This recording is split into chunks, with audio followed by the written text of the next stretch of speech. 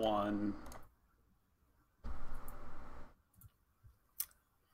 Hello, everyone, and welcome to the Top Deck, an Eldrazi podcast for the Eldrazi, and the Eldrazi. I am your host, Eldrazi, and I'm here with my co-host, as always, Affinity. How's it going, man?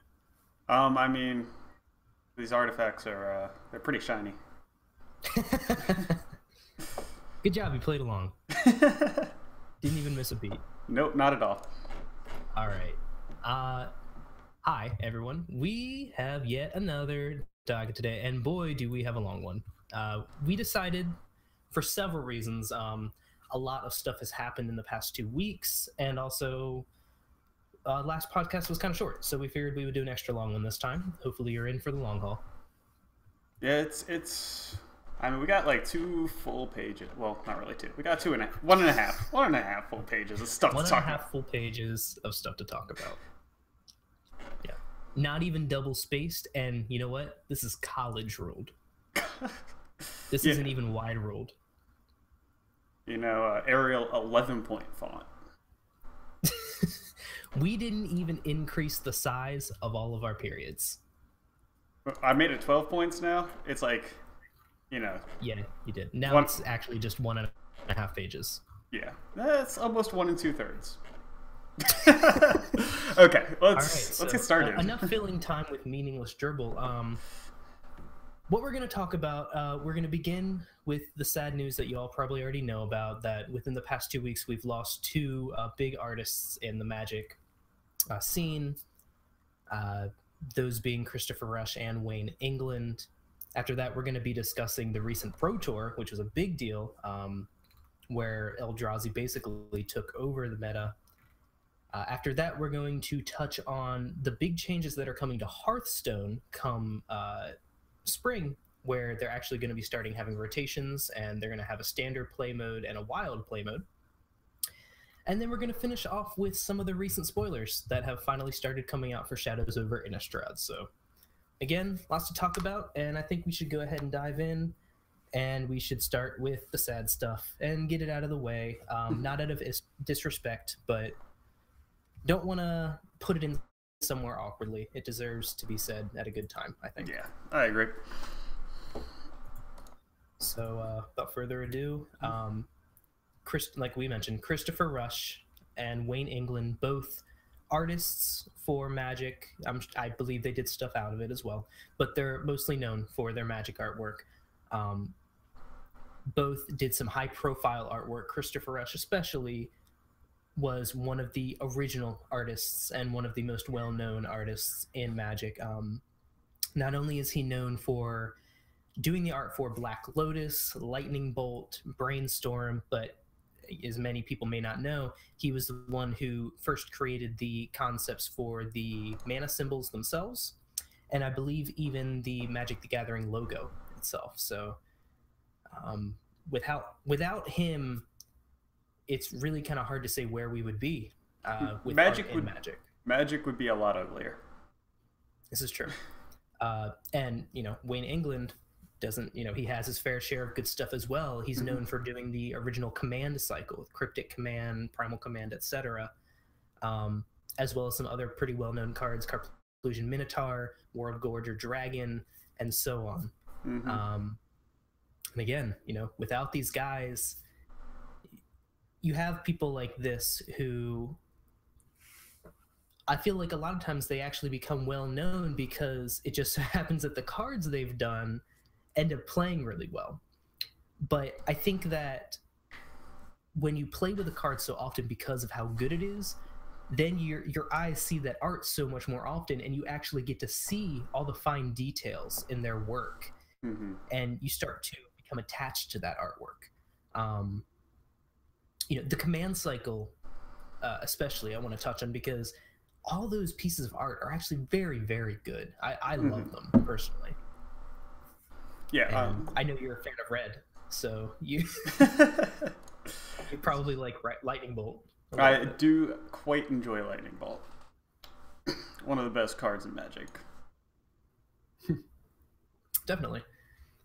And I actually also learned within the past couple of days on researching Christopher Rush that he was the one who first proposed the idea of full art lands. And I know that's something that you and I and many other Magic players out there really love. And, you know, without him, it's possible we would have gotten there somehow. But he was really the one who first made that happen, who first gave that idea to Mark Rosewater. Mark Rosewater first put those in Unglued. And here we are. You know, now we've got them in Unglued, Unhinged, Zendikar Original, and Battle for Zendikar. Everyone loves full art lands, you know, and that creative idea was proposed by him. So definitely have to give him some credit there as well. Yeah, and he was the artist for the Unglued lands as well.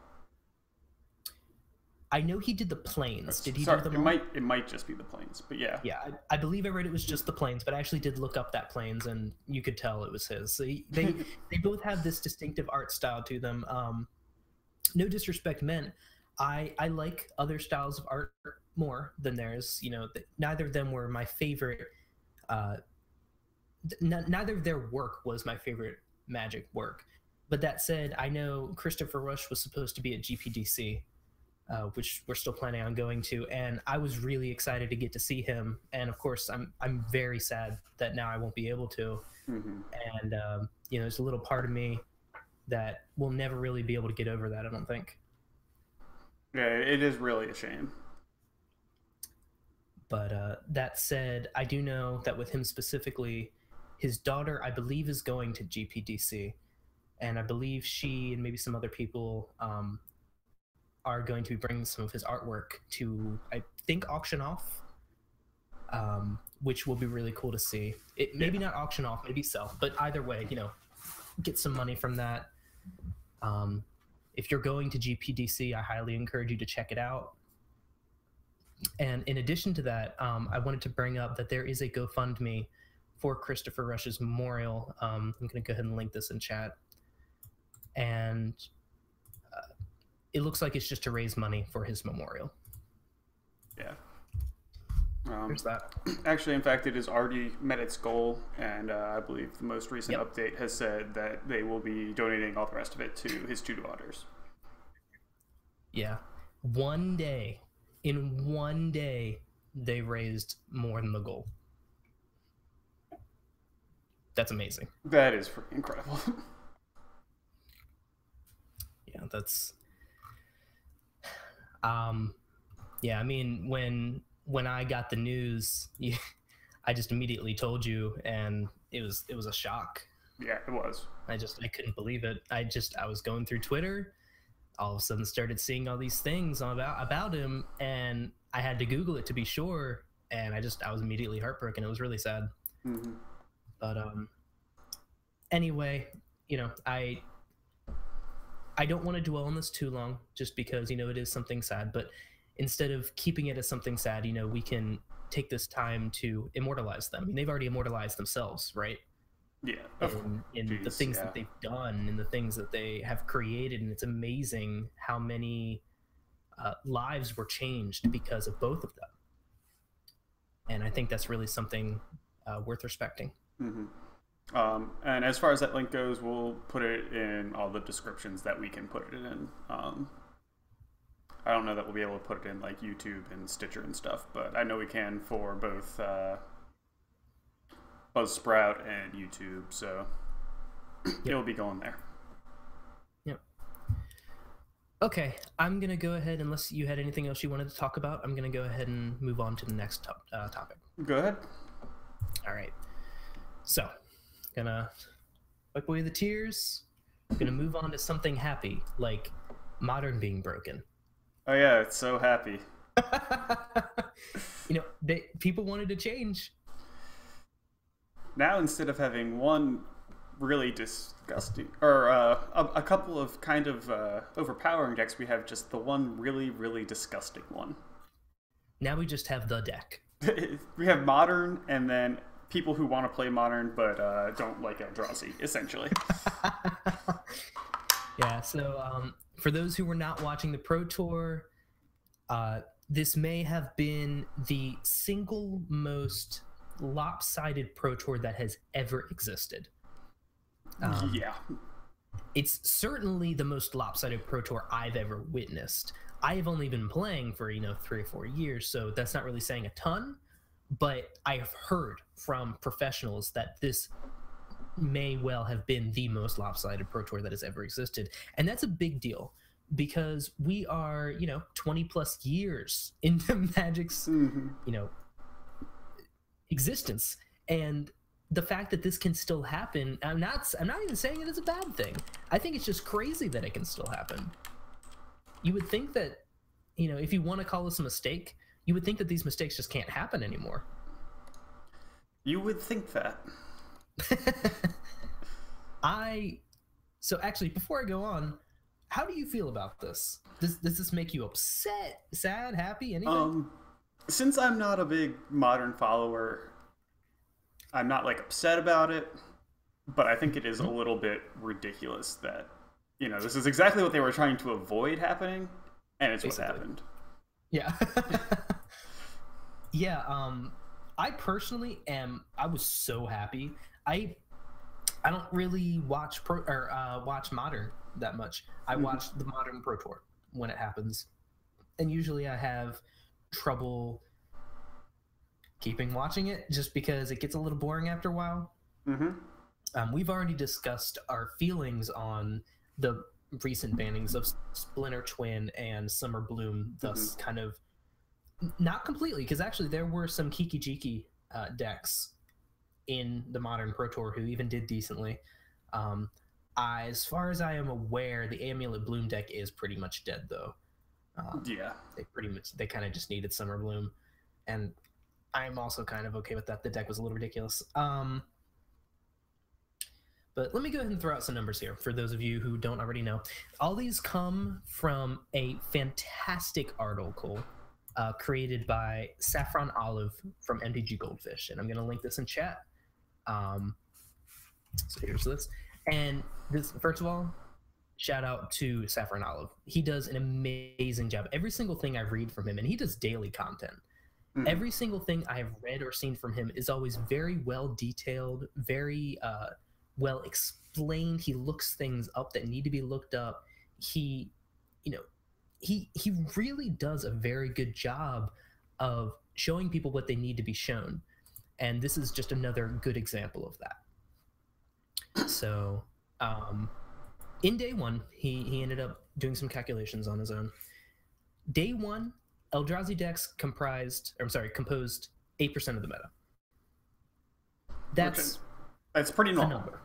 Pretty normal for a what's the word I'm looking for? A strong deck. And it wasn't even the highest. I mean, there were several. I think Affinity and Burn were both higher than Eldrazi. So okay, you know what? Fine. Day two, they were 10.7% of the meta. So okay, an increase. They're one of the better decks. Yeah. And I believe at that point, I'm actually going to check right now just so I can be sure. But I thought I read that. Okay. Yeah. So at that point, they actually overtook Infect. So no longer the fourth place most played deck. They were going up. Again, 10.7% of a meta isn't really that ridiculous, especially on day two of a Pro Tour. You can expect the good decks to rise. So top 8 comes around, and 6 of the 8 decks were Eldrazi. Surprise! It's 75% of the meta. Yeah. And then the other 2 decks were just Affinity.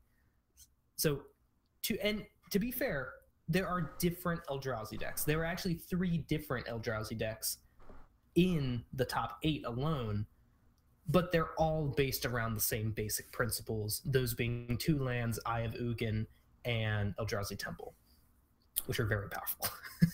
They are incredibly powerful. And something that he did that I thought was very interesting that I'm also going to talk about is that he went into detail about, the fact that Pro Tours are comprised of both constructed and limited sections, as everyone knows.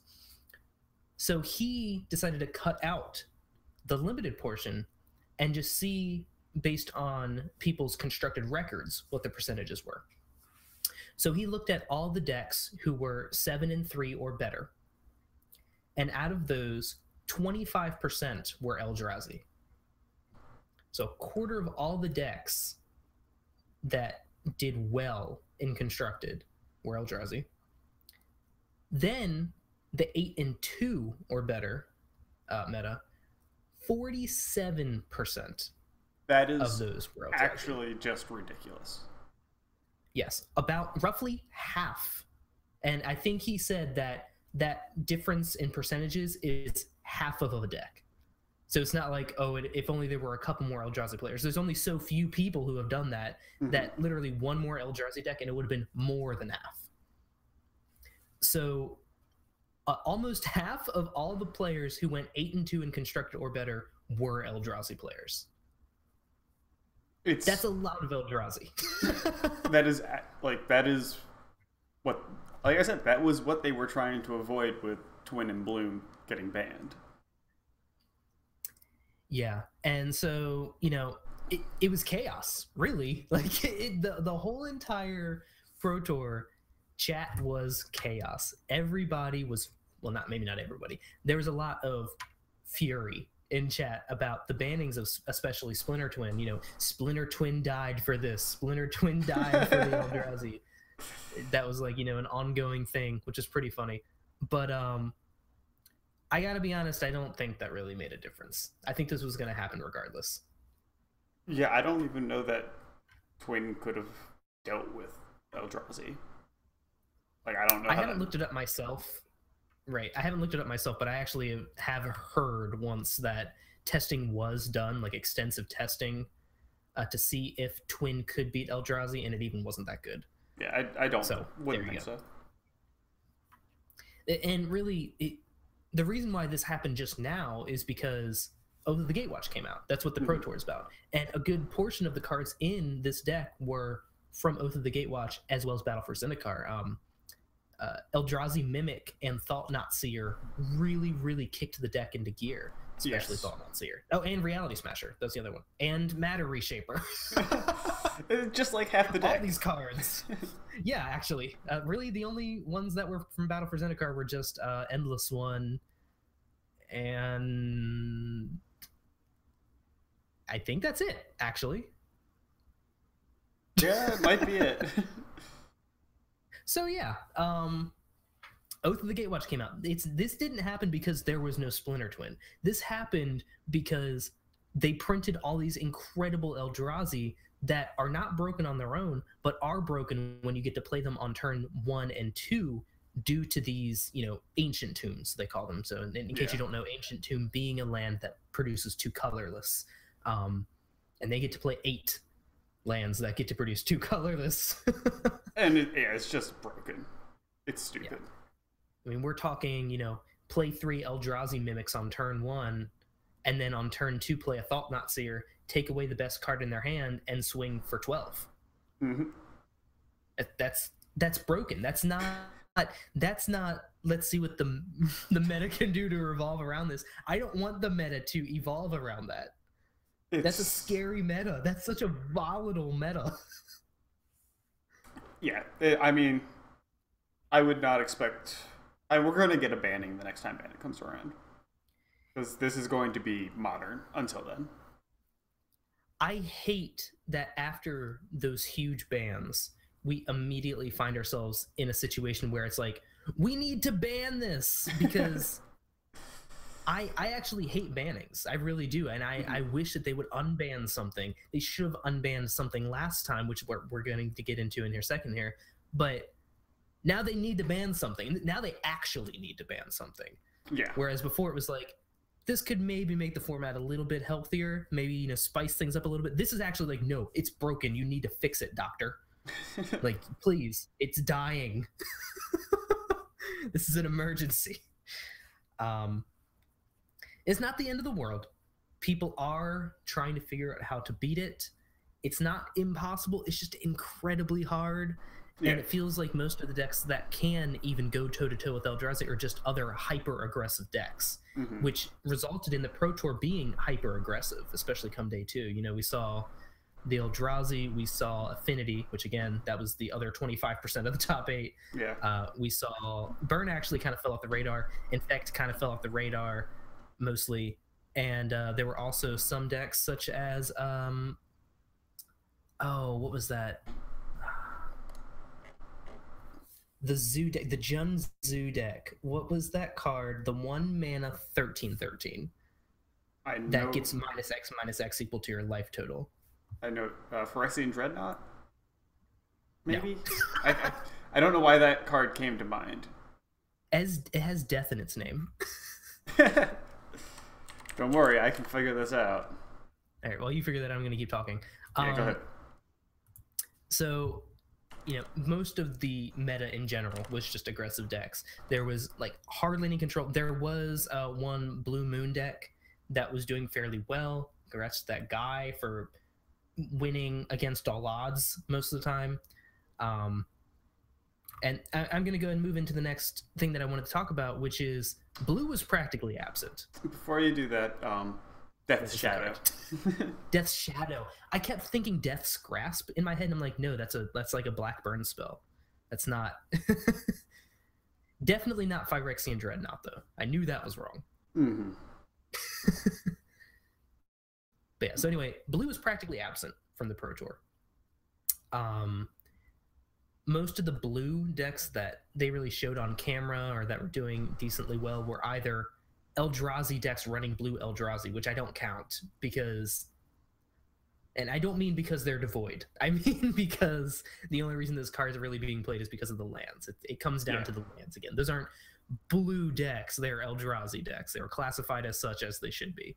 And the only other thing that I really saw beyond that was any Blue Moon deck, which is pretty much just on the back of Blood Moon, which is not even that good against Eldrazi. It's okay. Okay. Yeah. They can even go search up wastes, like, and they were prepared for that. Yeah, it's so dumb. Like, I just can't deal with how much Eldrazi happened. It was insane. And, you know, kudos to Wizards. I gotta say, they had balls, man.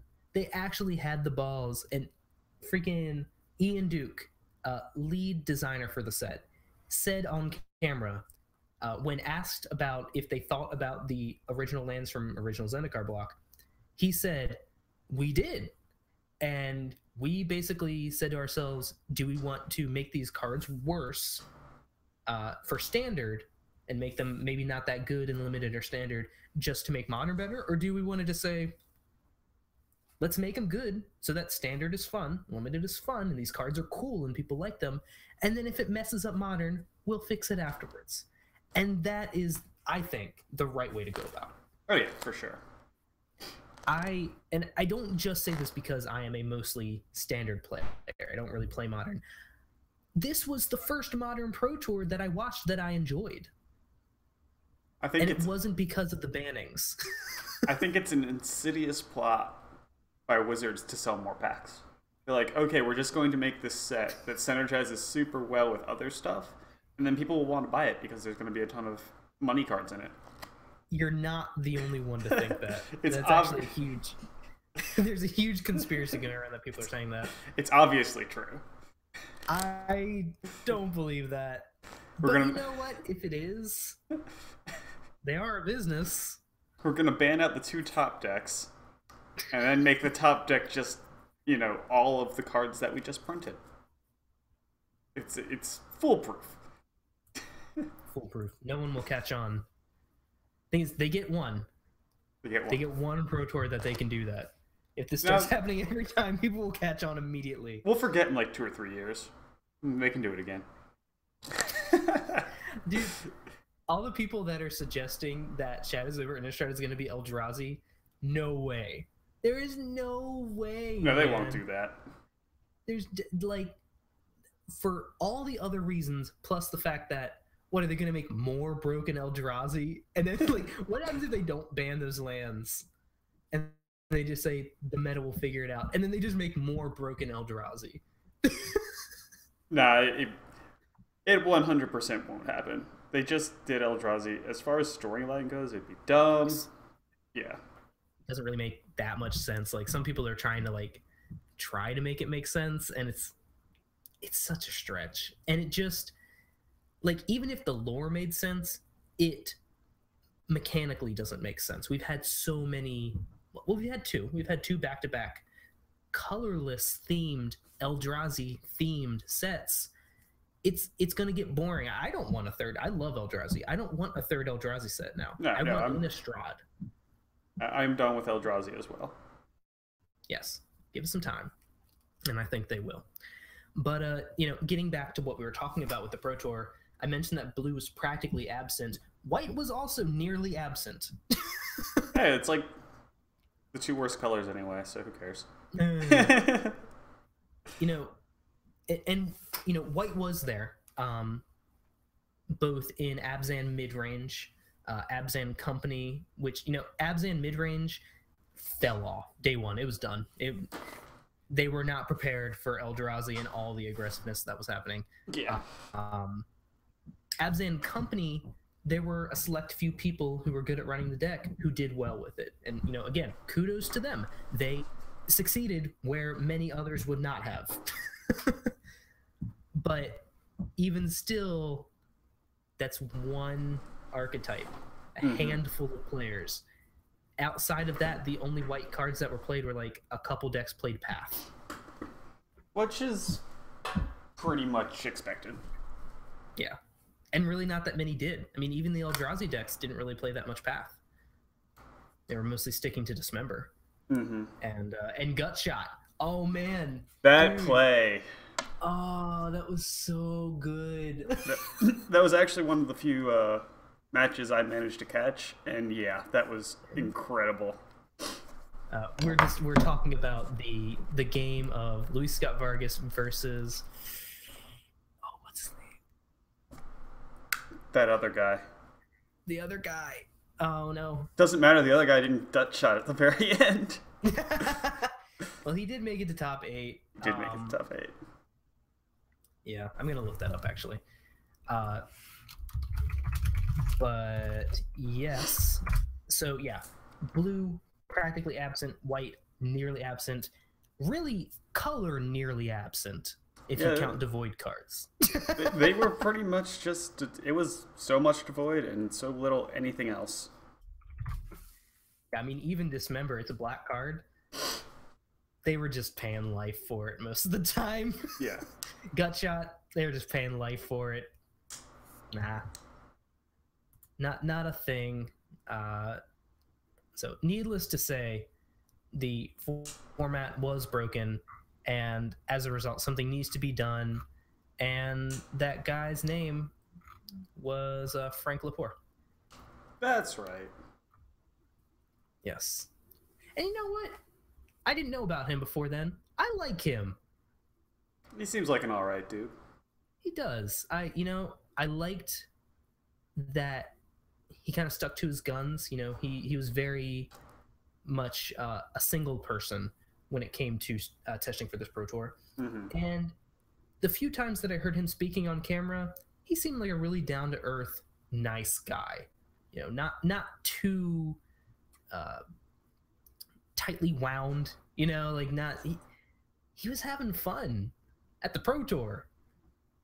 And he made no fun allowed, serious business. Yeah, right. It was the best thing for me. So yeah, kudos to him as well.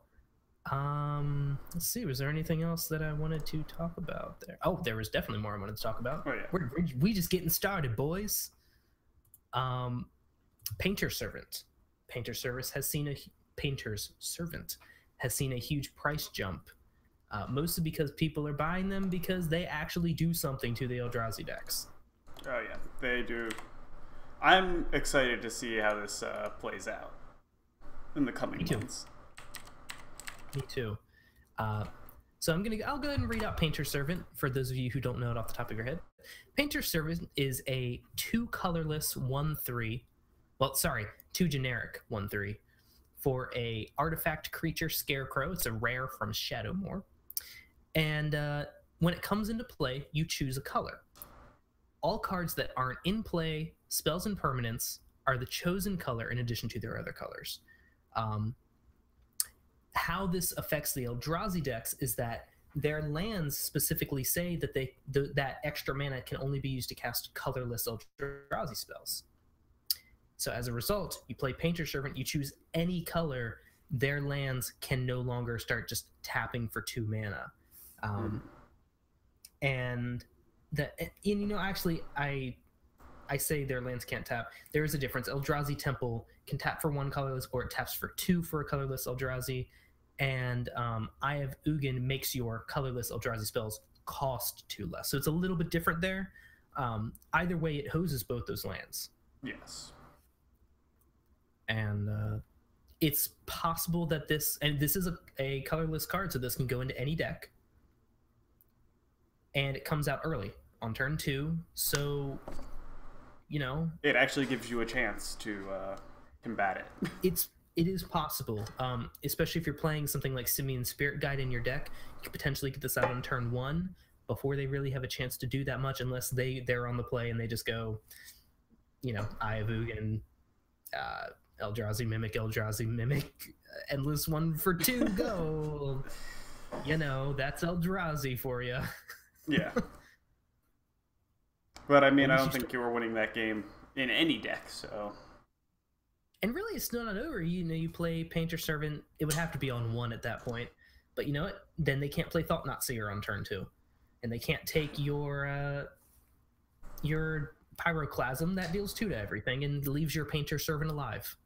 Yeah? That's something. That's a line of play that could happen. Mm-hmm. You were already in red. You were playing Simian Spirit Guide. Let's just build a deck that's going to fix Modern. It's red. Oh, wait. About time Red got the. I mean, got the attention it deserved. Are you going to pretend that red isn't good? Yeah. Lightning Bolt is only the most played card in all of Modern. Hey, look, that's not the point. I think it is. All right, so the final thing that I want to talk about when discussing the Pro Tour is actually something that kind of relates to what we talked about last time. In the last episode, I went on a bit of a rant discussing coverage in specifically Wizards coverage of Magic content. And I specifically mentioned that Pro Tours, they seem to be just as bad. And when you do badly covering a Pro Tour, it has a much greater effect on things. Yes. And so in a game that likely was going to determine top 8 spots, 2 very highly skilled players, 2 very well-known players, Huey Jensen versus Owen Turtenwald, a match of Infect versus Affinity, I believe was the matchup. And it was a close game. It was a high-tension game. And in the middle of it, stream goes down. Twitch stream goes down, just out of nowhere. And it's down for like 10 minutes on one of the more important games of the day. Mm-hmm. There were roughly 30,000 plus viewers watching at that point. That dropped almost immediately down to 10,000. So 20,000 people left within 10 minutes. I checked because a lot of people were saying, come to the YouTube live stream. We're still up there. I went to that both so that I could see what was still going on because I was also irritated, as well as to see the numbers. Check the numbers when I got there. And then I waited like 5 or so minutes to see the adjustment there. The stream came back up. I also waited like 5 or 10 minutes there to see what the adjustment was there, to actually get some good readings. And after everything, I took into account those who moved to YouTube, those who came back after the stream came back. There were still roughly 10,000 people that were going for good just because of those 10 minutes of going down. Yeah. That's ridiculous. But it's reasonable to assume that people would do that. Yeah, I mean, I'm not going to sit around and watch a stream that I don't know if it's even going to be live. I almost left, and I was liking the Pro Tour. I had to talk about it on here, and I was just like, I don't even want to watch anymore. I don't. It's just, I just lost all respect for the stream almost immediately. And that wasn't the only thing bad that happened. I didn't sit there and document every single time they messed up like I'm sort of perfect person, but it is worth noting that there was more than that. And just overall, the coverage was okay. It wasn't that great. I did appreciate them trying new things. I appreciated that they tried the on the field interview type situation updates with Brian David Marshall. It was actually, those were fun to watch. They were for the first couple. After a while, I'm just like, wow, these are just really bad. Well, yeah. They're really bad, and they make me feel really uncomfortable, and you could tell the players didn't really like it either. I should say they were fun to watch because they were so bad for me. Okay, that makes more sense then. Yeah, I'm proud of them for trying something new. Maybe don't do it ever again. No offense to BDM. I like BDM a lot, but that was just awkward, man. And he was so out of breath all the time, which, again, I'm not the fittest person in the world, but when the guy's like walking around just kind of wheezing into the mic, that's not good content. Yeah. So maybe don't do that anymore, Wizards.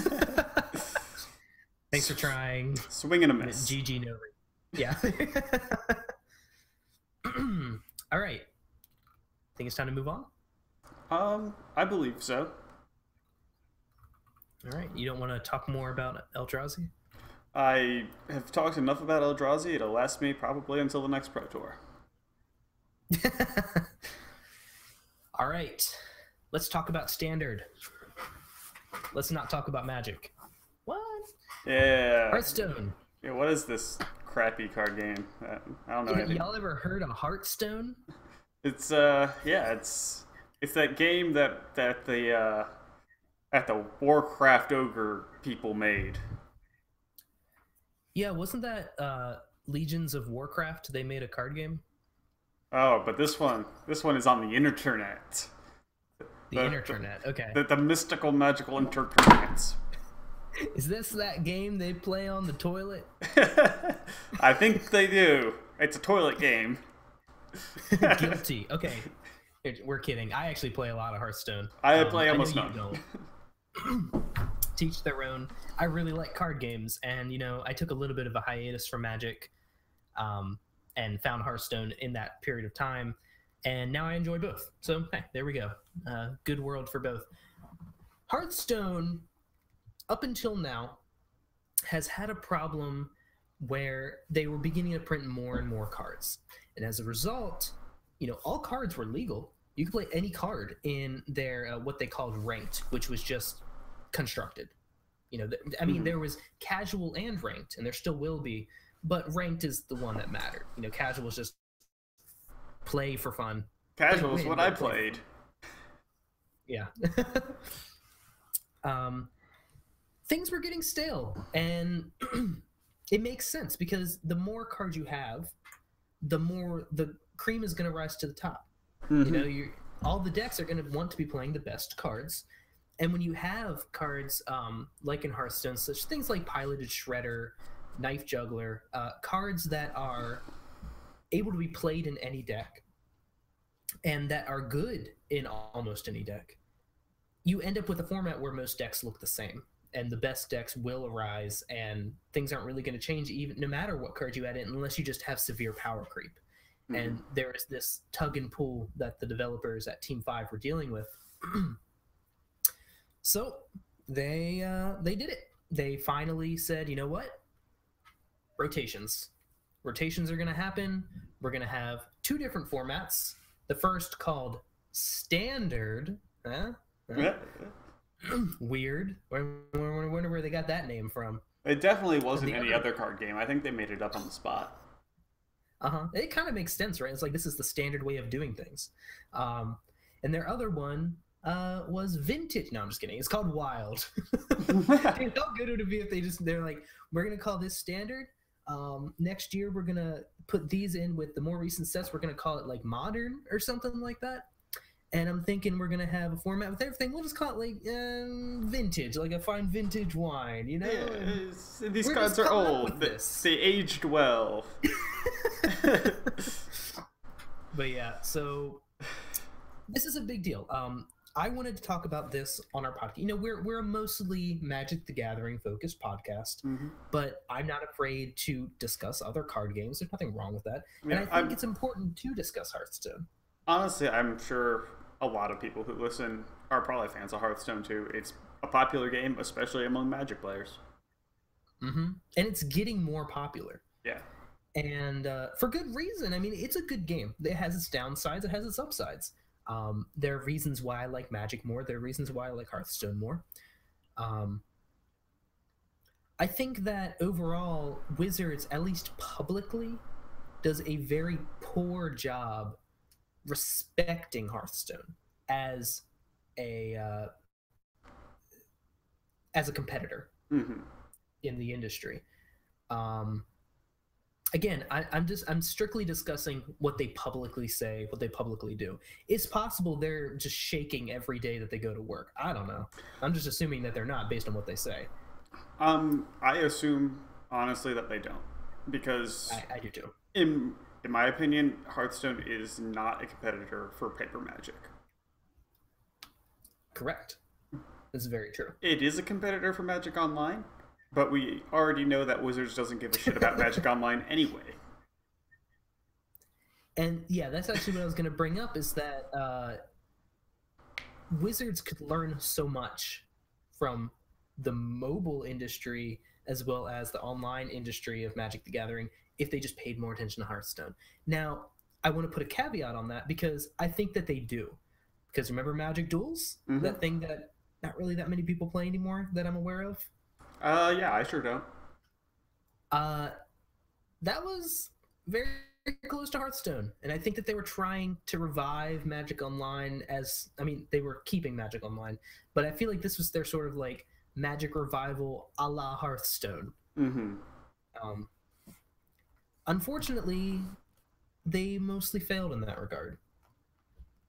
And it was due to a number of things. Technical issues from day one, which were incredibly annoying.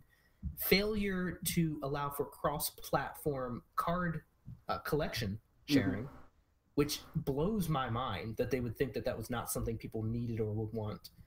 Yeah, that's obviously doable. We have it on Hearthstone. It's ridiculous. It's incredibly easy. You just have your own servers. You make an account. Have a profile. You have a profile anyway. You don't tie it to their Steam account. You don't need to do that. You have a Magic account.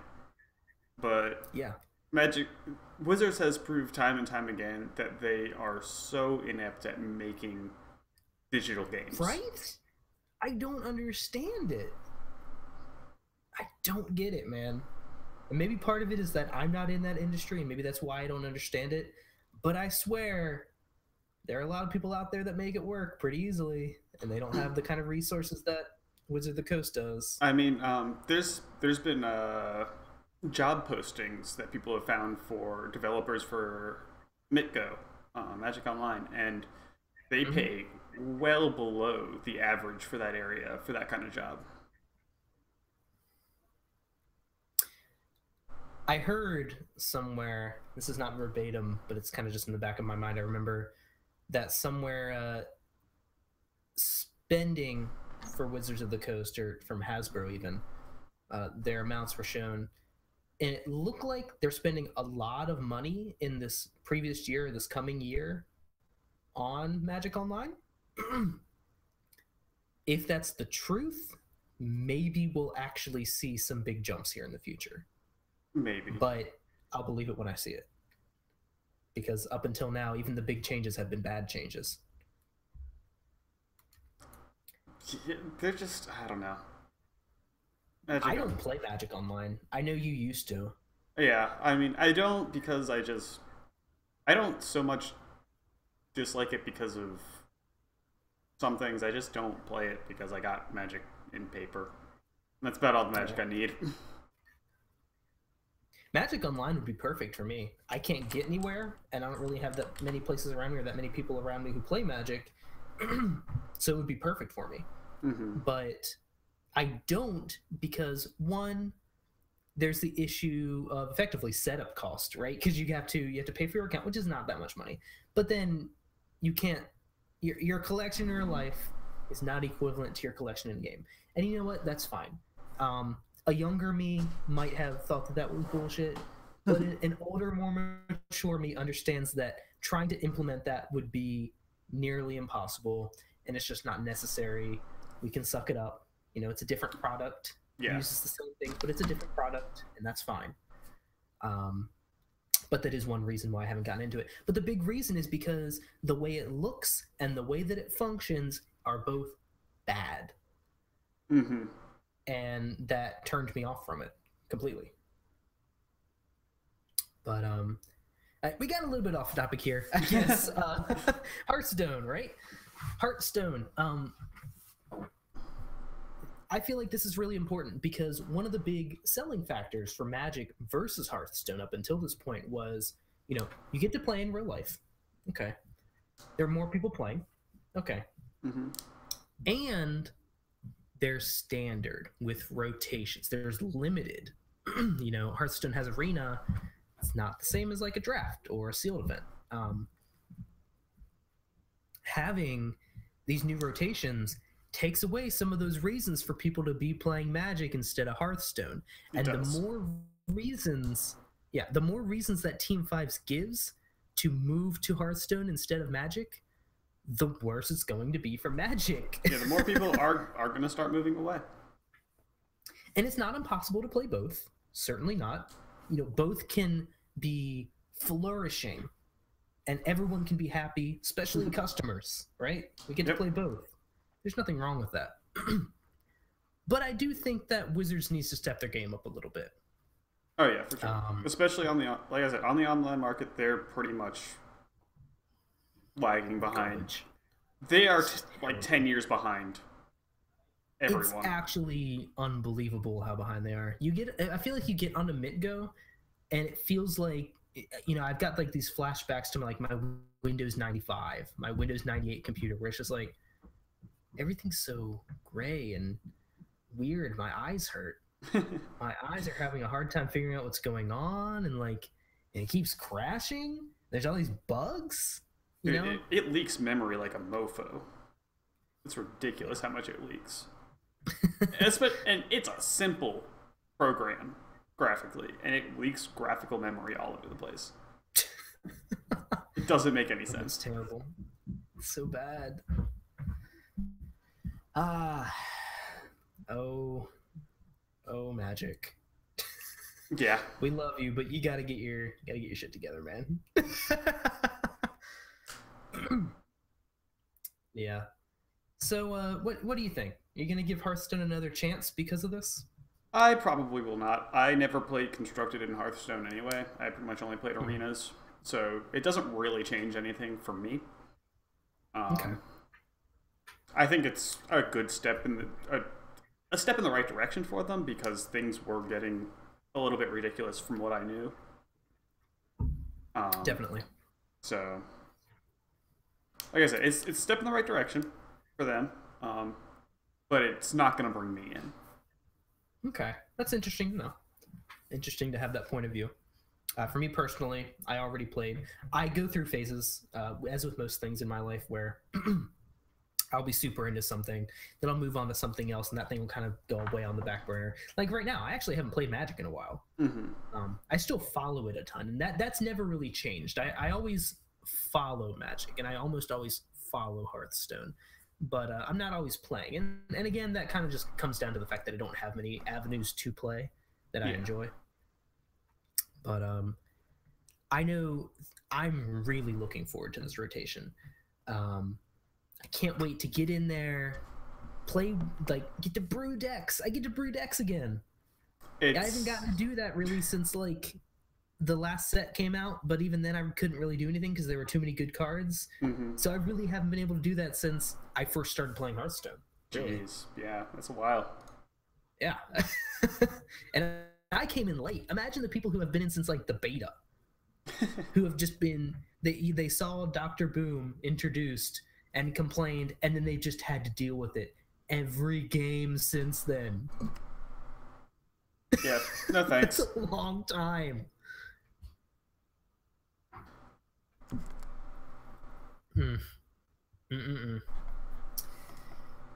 All right. You want to discuss some spoilers? Let's do some spoilers. All right. Transition music. Da da da da da da da da da da. Please stop. Okay. Just don't do that anymore. Someone should remix that, and we'll actually use it for our transition music. We won't. Harsh. Okay. Shadows over Innistrad. We've got a number of cards have been spoiled. So these are definitely leaks and not official spoilers. Yeah, no, these were from the upcoming, what is it, Dual Decks? Is that what it was? I do not know. It's one of those products. I'm trying to. Oh, dude, I just saw that one. The flavor text is from Sigarda. Which one? Expose Evil. I just realized that. That just made me so happy. Oh, you know what? Oh my god, is there a... You know what they're probably from is the intro decks. Because they've got the sets. Is it? Well, I mean, they've got the... No, they've got different set symbols. I can look this up. I just have to click on the source. Well, anyway, basically... we have been shown a number of commons and uncommons, a couple rares, maybe one mythic, I think. And they've given us enough information to figure out where things are going a little bit with Shadows over Innistrad, seeing some returning mechanics, some new mechanics, and some other returning things such as the return of flip cards, which no one's really surprised about that, I don't think. I'm excited. I love flip cards. Oh, I'm super excited. Even released was the checklist card, which contains the names and colors of all the flip cards in the set. So while that doesn't give that much information, I did peruse that a little bit, and it didn't really tell me anything, but it was exciting. It's cool. It's just cool. Yeah, I'm pretty excited about it. Just getting out of some tabs here because there are a million of them. All right, so we're going to discuss the new mechanics in the set, the returning mechanics, and we've got a number of cards picked out that we want to discuss. So, yeah, why don't you start us off? Why don't you tell us about a cool mechanic that you like? Okay, so this is a returning mechanic. I'm super excited about because I love it. It is Madness. Oh, it's not Haste. It is not Haste. Although I also do love Haste. So you have your card. It could be any kind of card, but it also have Madness and then a mana cost. And basically how Madness works is if you would discard the card, instead you can play it for that cost. Yep, so an alternate casting cost. Yes, an alternate casting cost. It's really weird because like you would go to it's interesting. That's why I like it so much. But yeah, take for example one of the spoiled cards, Fiery Temper. It's one red for an instant, deals 3 damage to a creature or player. You know, it's pretty. It's bad lightning bolt, bad lightning strike. Exactly. But it has Madness for a red. It's lightning bolt. It's essentially lightning bolt. Conditionally. So I know there's a ton of there's going to be a ton of cards that let you discard in this set. And there already are some. Yes, there's already some. Let's see if I can find one real quick. Well, how about Lightning Axe? Lightning Axe, yeah. Lightning Axe, which this is a combo that people are really excited about, mostly red players. Yeah. Lightning Axe is a red for an instant, and as an additional cost, you either pay 5 mana, or you discard a card. And this is actually a reprint. It is a reprint. And it deals 5 damage to a creature. So you pay a red, you deal 5 damage to a creature, then you pay another red, and you deal 3 damage to something. Yeah, and of course what we mean here is you discard Fiery Temper. Yeah.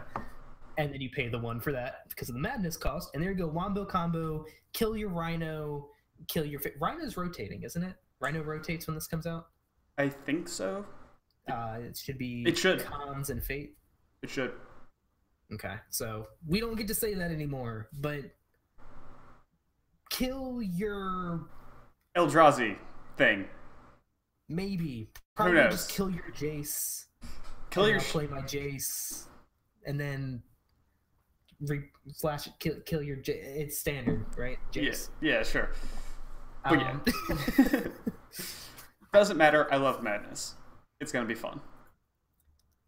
Yeah, I also am actually pretty excited about Madness. I am sad that it looks like we're not getting Flashback back. I'm actually not. I didn't ever really like Flashback. Oh, I love Flashback. We're getting Flashback, but we're not getting Flashback back. Yes, we know. We all know what you're saying. We get it. It wasn't that good of a joke. Flashback? All right. All right, I'm going to talk about another card here. All right. So let's discuss another new mechanic. Investigate. This is a very silly mechanic in my opinion. It's super... It doesn't look like a real Magic card to me. This looks like something that would be in like somebody's custom set, just for like flavor reasons. So the card I'm going to discuss is Expose Evil, which I just found has a Sigarda quote, which makes me really happy. This is the only white card that's been spoiled. It's 1 and a white for an instant. Tap up to 2 target creatures. It's a common. It doesn't do that much, but good in certain decks.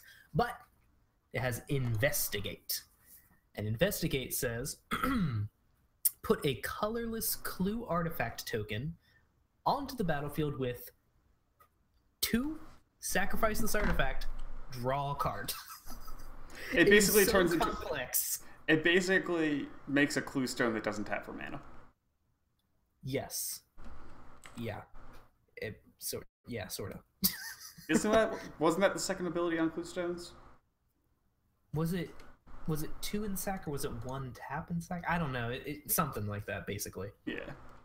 It's actually kind of funny that they both are clues, effectively. That's kind of weird. I think that was where they got the idea. Huh? Yeah. Okay. So, I got it. Yeah. They're clues, right? What flavor win? Flavor fail? Flavor win for sure. Okay, good. I'm glad you think so. Gotta give some credit to this person in the comments here. You just know there's going to be a mono blue Investigate deck made just so you can call the deck type Blues Clues. If that doesn't happen, I will be disappointed. Or I'll make it. There's also been somebody made the clue token and it's just a picture of Blues Clues paw. Like it's the Blues Clues paw. Now, I know that's not the name of the dog. Whatever. Okay, flavor win. Good card. Good mechanic. Yeah. Maybe. The card is fine actually. Instant speed taps 2 creatures. Card is fine. Think about it this way. But if it didn't have Investigate on there, I'd still play it. That card being printed, and I actually wouldn't think it was that horrible. Yeah. Even still. I would still play that in limited. I wouldn't play a bunch of them. It would have to be in the right deck. But at instant speed and that common, sure. It's not like it's heavy on your mana or anything if you're in the colors. It's, again, you're not going to pick that early. But if you have one, maybe put it in. There is no downside to Investigate from what has been shown so far. It's just, you get this thing and it says if you have 2 mana lying around later at some point, draw a card with it. Yeah. Maybe there's artifact synergies at some point, and then this becomes even bigger.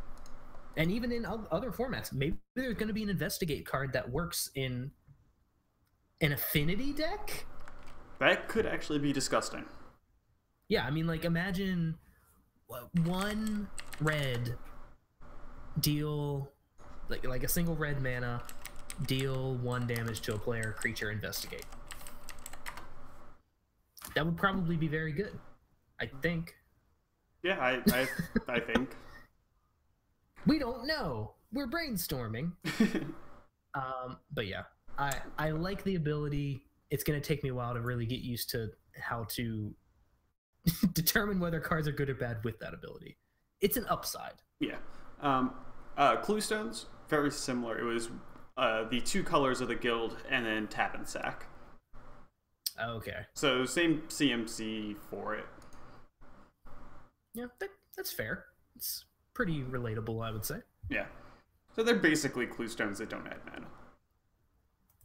Yeah. All right. What do you want to talk about next? I'm actually going to talk about something that we forgot to talk about earlier. What?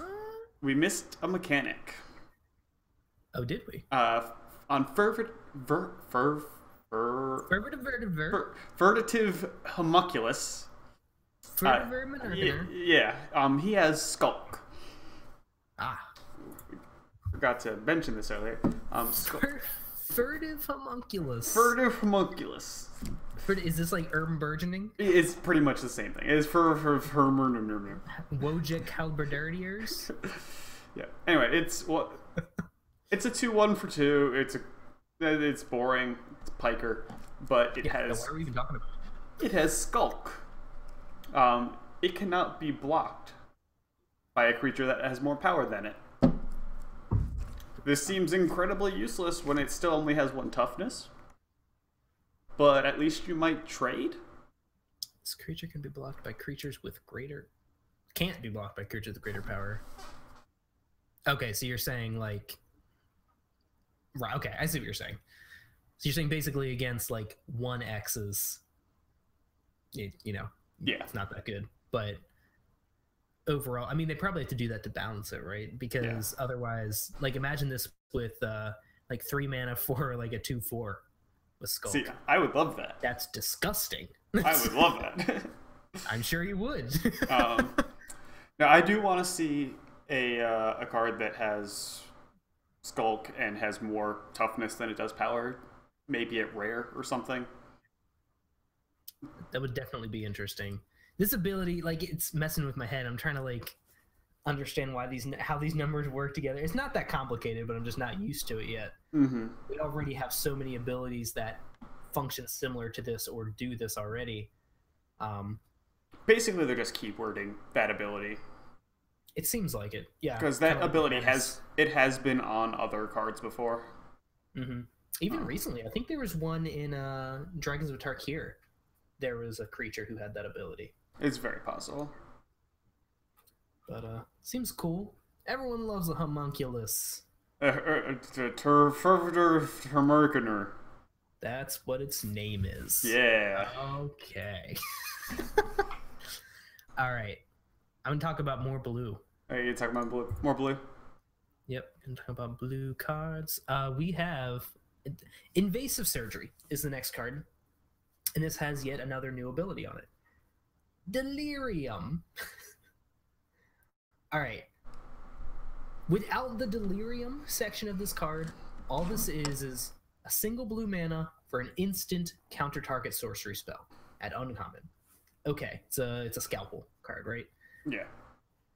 Delirium. Now we've got an entire paragraph worth of text to discuss what Delirium is. So, 1 blue. Delirium. If there are 4 or more different. Well, okay, it doesn't say different, but 4 or more card types among cards in your graveyard, search the graveyard hand and library of that spell's controller for any number of cards with the same name as that spell, exile those cards, then that player shuffles his or her library. Holy crap, that is probably the shortest version that they could have written for that. Yeah, it's ridiculous. The thing about this is I don't see how it can go on anything other than a counterspell. Well, okay. Well, what if Delirium isn't always that ability? What if Delirium is just the keyword Oh, for the triggered ability of if there are 4 more card types in your that graveyard, is do X. that is definitely what it is, and I just can't use my brain. Okay, good. I'm glad that I wasn't just imagining something there. I figured that's what it was. Yes. This ability, I think people have probably done it already, but I'm going to go ahead and call it the Goif ability. Not that delirium is a bad choice of word for it, but it's the Goif ability in that it counts about number of card types in your graveyard.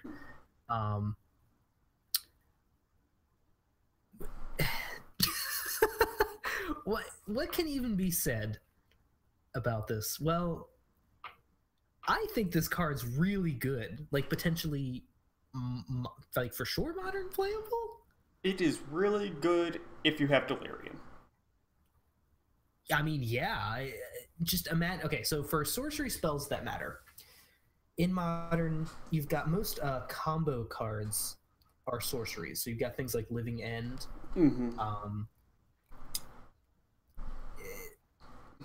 I think some of the tend to be.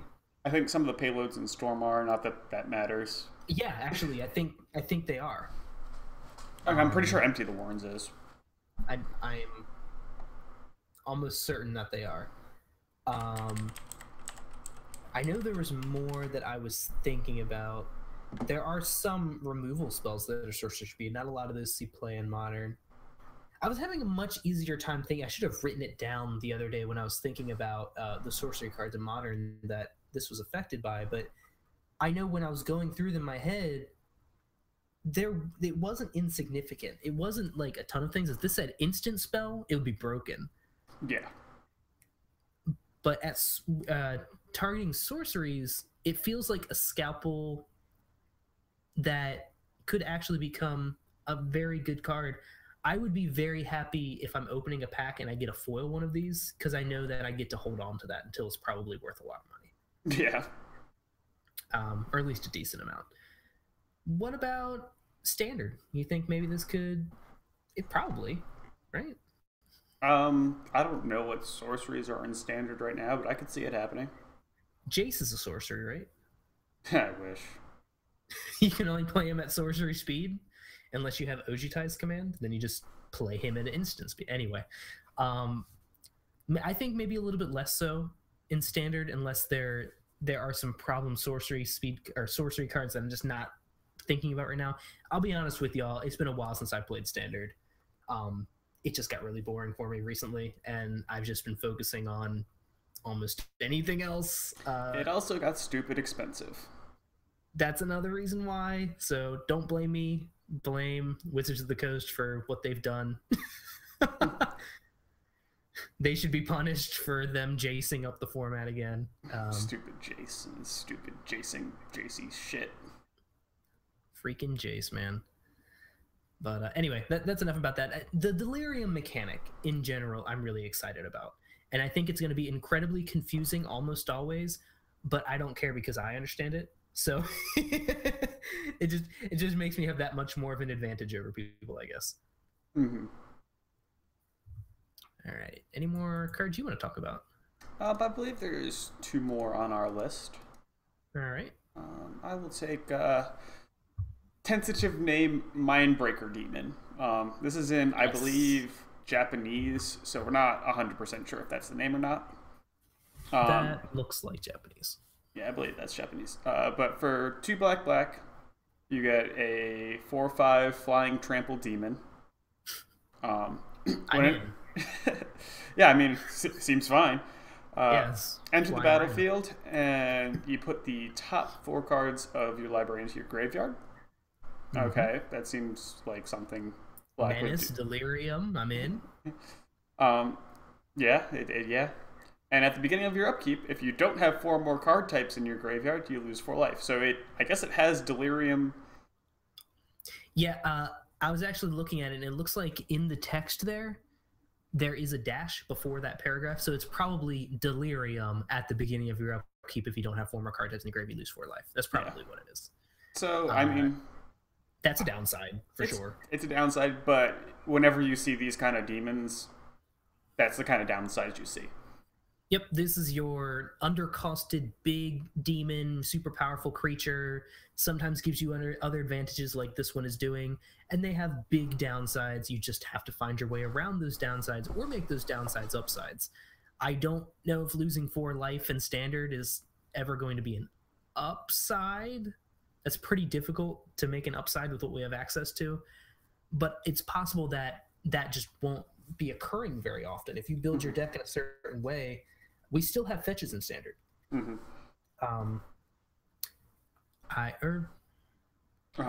I mean, that's true, right?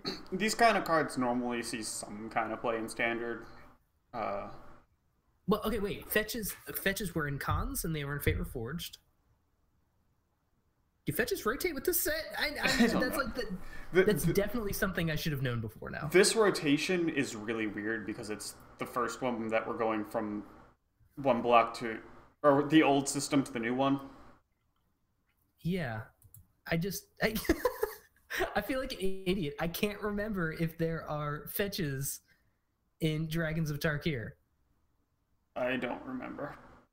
Oh my god. My mind is not. It has been too long since I played standard relatively often. Don't worry, guys. I'm looking. You're looking? I'm looking. But anyway, like I was saying. No, they're not. So wait, do fetches just rotate? Am I finally just realizing the thing that everyone's been knowing and because if fetches are rotating, that's actually a huge deal.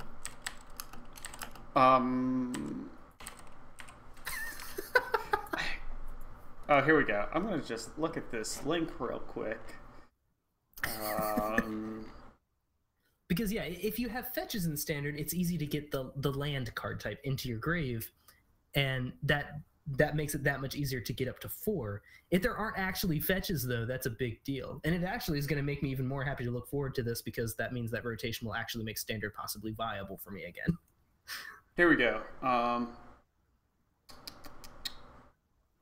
Fall or spring 2016, cons rotates out.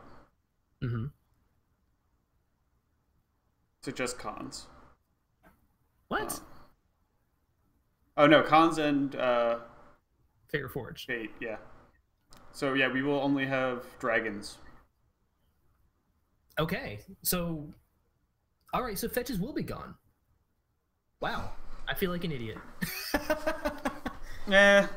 We're used to it. Yeah, right. So that's actually a big deal, because that means the Delirium's not much harder to get at. So you definitely really need to be playing, decent amount of instants and sorceries that you're going to be playing earlier on. Before this, maybe some 1 mana discard spells, if any are going to be existing. No, Evolving Wilds will be in standard. Mm-hmm. I know that. So maybe maybe decks play Evolving Wilds. I don't know. That seems wrong, but I don't know. I think this will still see play. Eventually, you're going to get to Delirium. Yeah, I mean, if you just creature, instant, sorcery, planeswalker. Let's just say that. Mm-hmm. Most decks run planeswalkers nowadays, fortunately or unfortunately. Yeah. And losing 4 life when you're ahead is fine if you're still making them lose 4 life. Mm-hmm. Yeah, and again, it mills you for 4 mm-hmm. when it enters the battlefield. So it's at least trying to help you get to that point. Yeah, there's a good chance there will be a land in those 4. Oh yeah, good point. And as this comment says, we have Jace. We're still gonna have Jace, and Jace loots. So just loot that land into your race. So yeah, it's actually a little bit easier than it's more hard than I thought it was at first, but it's easier than I just recently thought it was. Professional. Right, there's one more card that I want to discuss, and that is Dusk Watch Recruiter. Is this the only flip card they revealed so far? I think it is. It is the only one they've revealed. Okay. So Dusk Watch Recruiter is a 2/2 for 1 and a green. It's a human warrior werewolf at uncommon. And just gonna readjust myself in the seat here loudly. From original Innistrad block, that was when they first premiered flip cards such as these, and they were all werewolves back then. Now with Origins, we had the flip planeswalkers, which was kind of like a slightly different take on that. But these are the originals. The werewolves are back, and the way these work is that all of them flip based on the same triggered abilities. So you start as a human. At the beginning of your upkeep, if no spells were cast last turn, you transform it into the werewolf side. And when it's on the werewolf side, at the beginning of each upkeep, if any player casts 2 or more spells, it transforms back. And again, this counts each player's upkeep for each player. A good technique that people have done in the past is you play it, and then the next turn you kind of have to not play anything. But if you don't play anything, this gets to flip, and it might be kind of hard for your opponent to flip it back. And usually these are very powerful when they do flip. That's sort of like the upside of doing it. What's really interesting about this card in particular is that it gives you something to do with your mana on turn 3 instead of playing spells, so it's going to flip no matter what. And so I'll go ahead and read what that is. This 2/2 for 2 has an activated ability. For 2 and a green, look at the top 3 cards of your library. You may reveal a creature card from among them and put them into your hand. Put the rest in the bottom of your library in any order. Not your grave. That's important to note. That actually matters in the set. But is this card amazing? I haven't even gotten to the flip side yet. Amazing? It's really damn good for a bear. It's an uncommon. For an uncommon bear, it's pretty damn good. Like, that ability is... Its stats are good. And not only is that a good activated ability in a color that wants that sort of ability, but that means that you can play this on turn 2, turn 3, use that ability, it effectively will replace itself. You're digging into your deck, and then you don't cast any spells that turn, and it flips on your opponent's turn, and then there's more. Yep. When it flips, it becomes a 3/3, and creatures that you cast cost 1 generic less to cast. So then it even, like, restores mana to you, effectively. It's almost like ramping as well. And it's just, and it blows my mind that this is on an uncommon. That seems insane. It is. It's going to be a good card.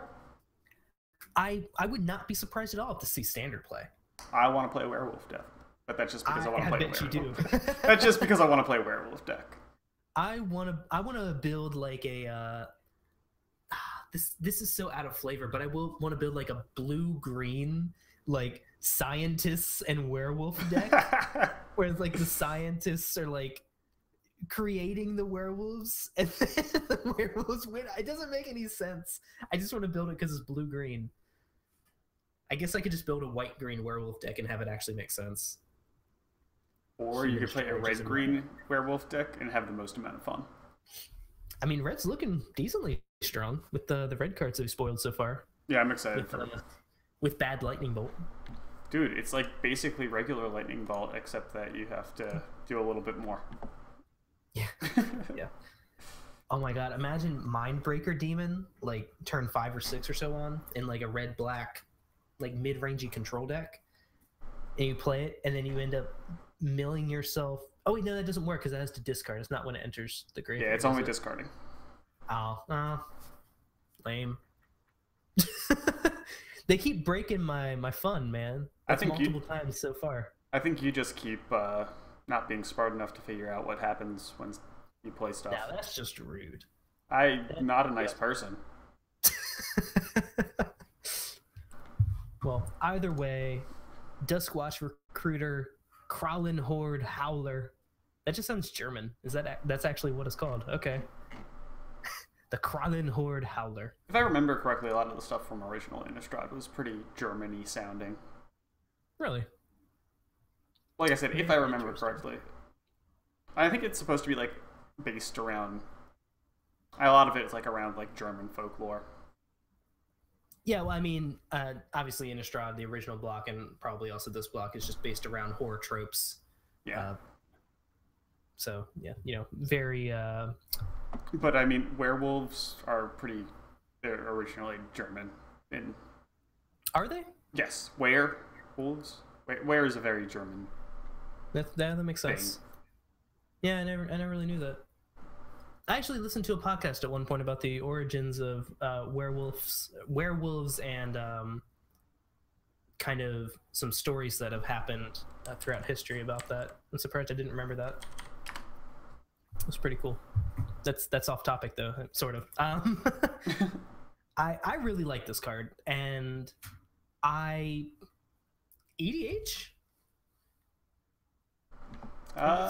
Seeking Commander play? Like, even without being in a werewolf deck? Maybe. I don't know. I mean, I don't know if it's that good. That you can start rolling out some card advantage. And then once it flips, which it can do very easily, maybe play out some creatures? I don't know. I feel like it's going to be really easy to flip back in an EDH game. That's fair. They do tend to go longer. They tend to go longer, and people can just play, like, people just can play spells on other people's turns. Well, this is true, but it's not if there have been a total of 2 or more spells played. It's if any player plays 2 or more. Oh, you are correct. I thought if there has been...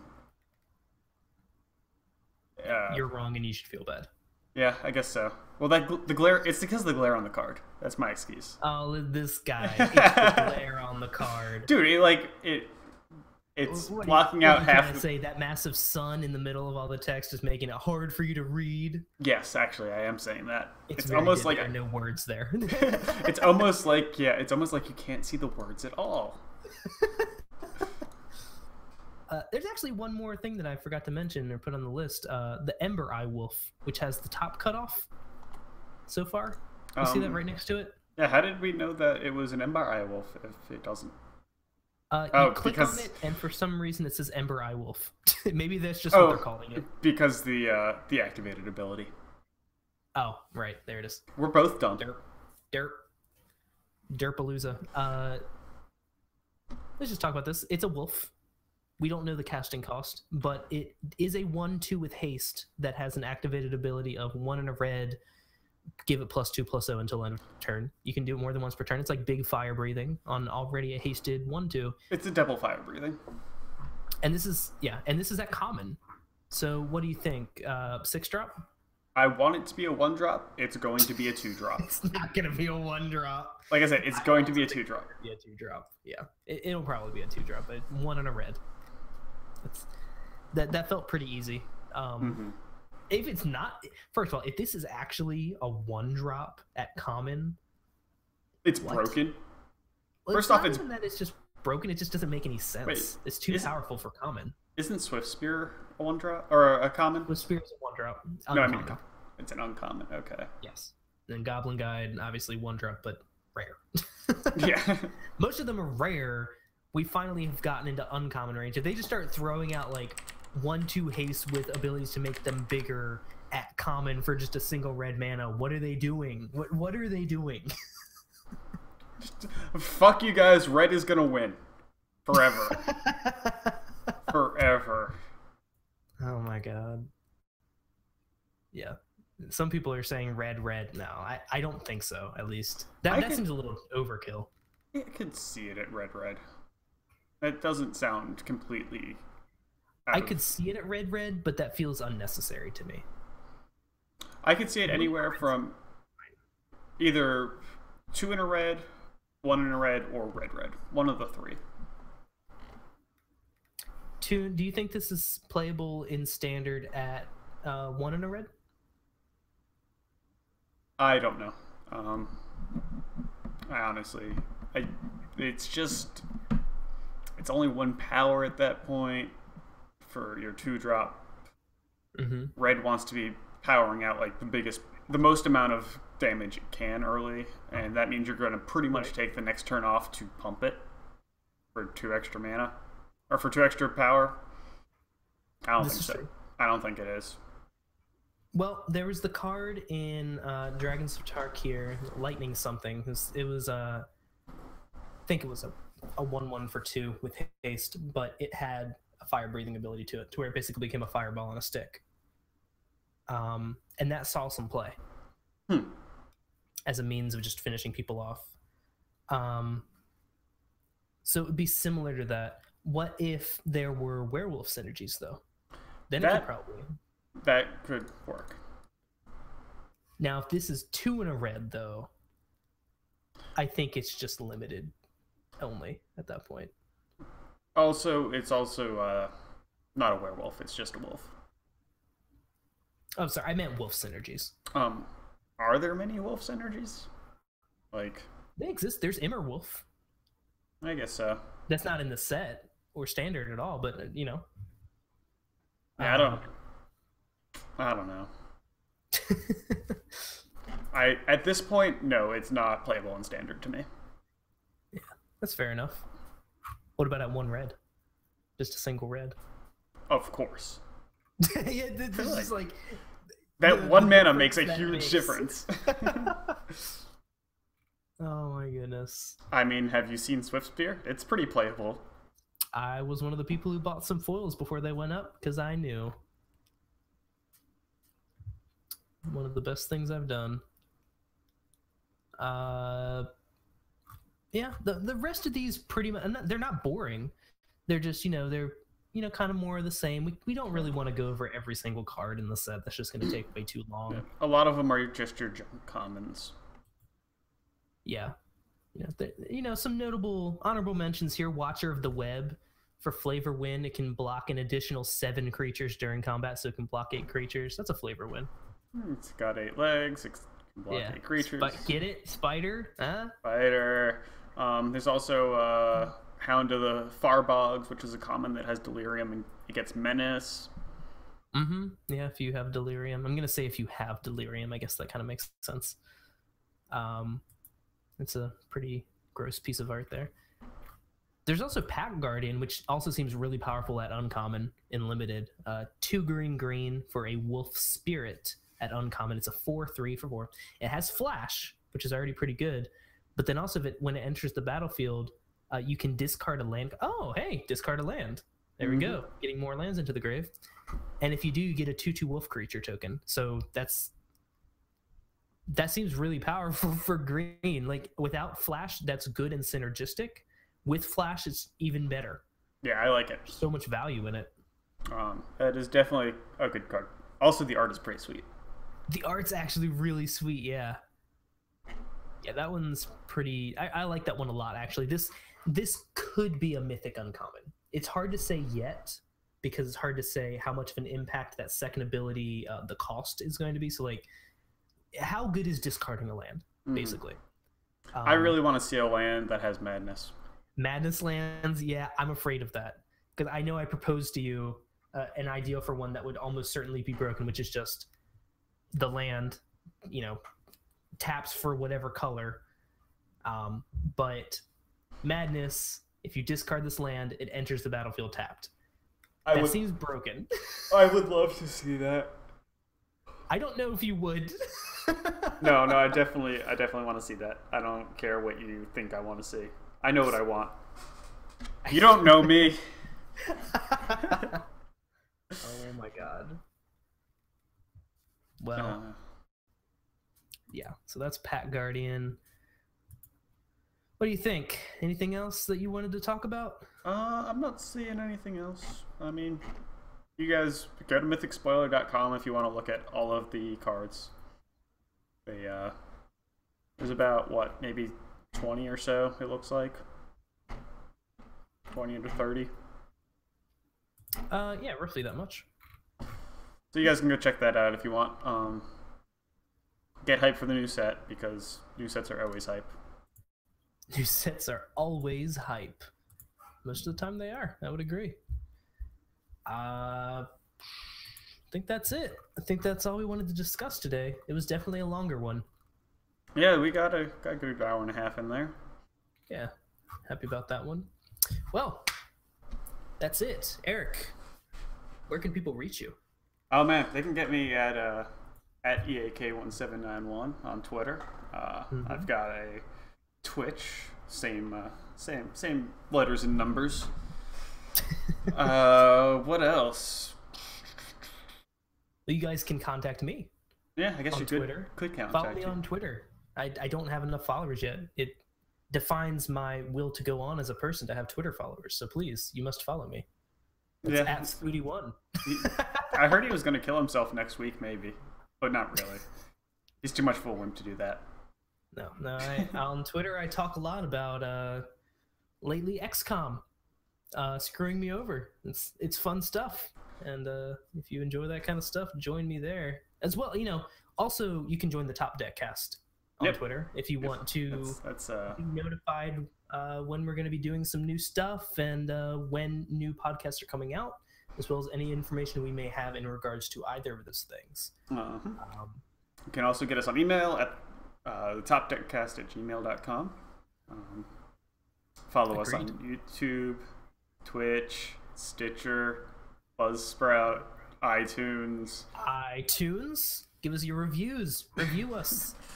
Tell us how good we are. Like, subscribe, all that good stuff. Just do all the things that are social media-y, and make us happy people. Good. Well done, professional. Totally professional. Happy people. All right. Well, with that said, I want to thank you all for listening in once again. Thank you for joining in chat. I see you all there. And hey, join us again next time. And until then, may you never be maniskewed. See you guys later. Cool. May you never be maniskewed. All right, I don't know that there is actually anyone in chat right now, but if you are, we are open for questions. Give him a couple minutes. Do we both have mirrors in our background? I have a picture in my background. Okay. No mirrors. I have mirrors, but they're not mine, and I can't take them off the wall. They're also not usable because they were put right in front of that one outcropping in front there, and neither of them are at the right height for me. One is too high and the other one's too low, and they're both tiny. So I hate them, actually.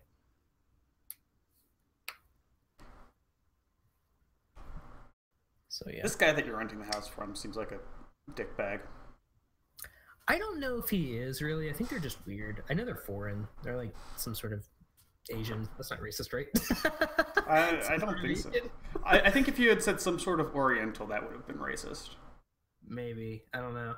I'm not. So I just, if anything I say is, it's not on purpose. But yeah, like, for example, the futon cover, they bought that brand. First of all, that's not our futon. They're letting us use this. Just my desk is theirs. They're letting us borrow it. And the futon cushion they replaced when we moved in for free. So they seem nice. They just seem kind of particular about certain things in ways that I wish they wouldn't be. But it is their house, so whatever. Yeah. All right. Well, it looks like we got no chatterinos. Nope, no chatterinos. So if there are any chatterinos, go ahead and sub a Reno, and I'll see you later, Reno. See you later, Reno. All right. Bye-bye.